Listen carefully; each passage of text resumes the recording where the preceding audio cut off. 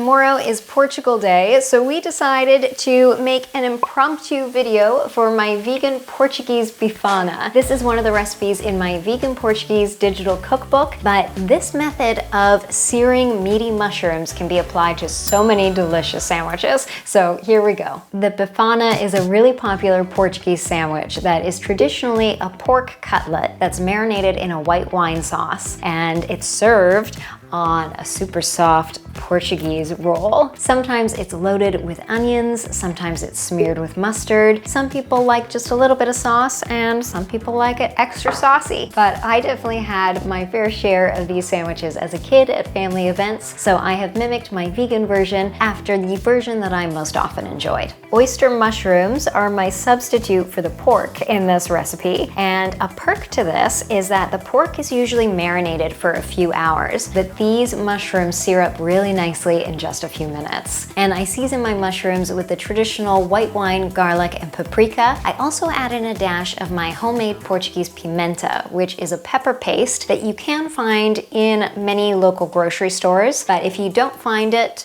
and you don't want to make it, then you can just omit it and you will still have a tasty sandwich. And another thing to note is that not all wines are vegan. Animal products are often used to clarify wines, so if it's important to you to have a vegan wine, then make sure you look for one that's either labeled vegan, or you might have to do a bit of research because many aren't labeled and are in fact vegan. Finally, I serve these on my crispy on the outside, soft on the inside Portuguese rolls, which are also a recipe in my ebook.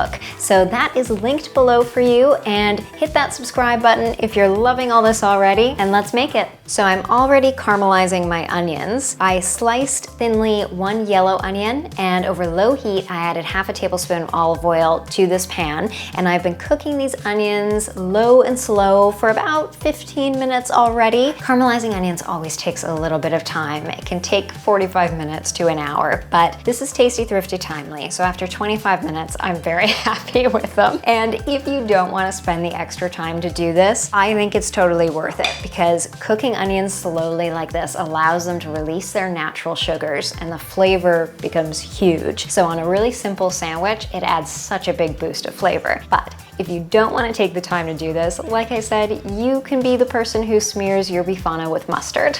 If you are making these onions, then keep an eye on them, stir them every few minutes, but you do want to let them rest and brown in between stirring. If you're noticing that they're sticking at all or they're getting too brown around the edges, then you can just add a little dash of water as needed, and that's that. I'm not as good as Jamie Oliver at cooking and speaking at the same time.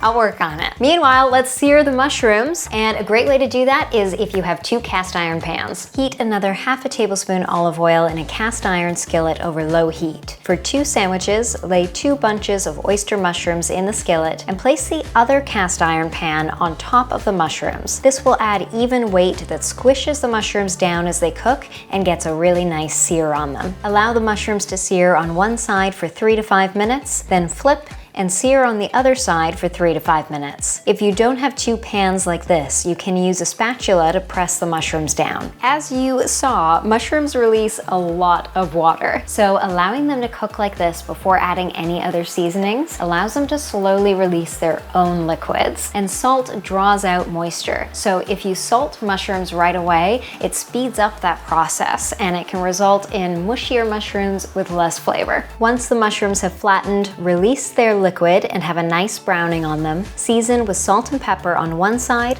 flip, and season the other side. Deglaze the pan with 2 tablespoons dry white wine, add 4 cloves of minced garlic, 1 teaspoon pimenta, Portuguese pepper paste, and 1 teaspoon smoked paprika for great smoky flavor. Cook for 1 to 2 minutes until the garlic is fragrant. Add half a cup, roughly 125 ml vegetable broth, and another 2 tablespoons white wine, and allow the liquid to lightly simmer and reduce by a bit for 2 to 3 minutes. Remove the mushrooms from the heat and serve in soft Portuguese rolls topped with caramelized onions. How much do you like Bifanas? I love them. I mean, the vegan ones.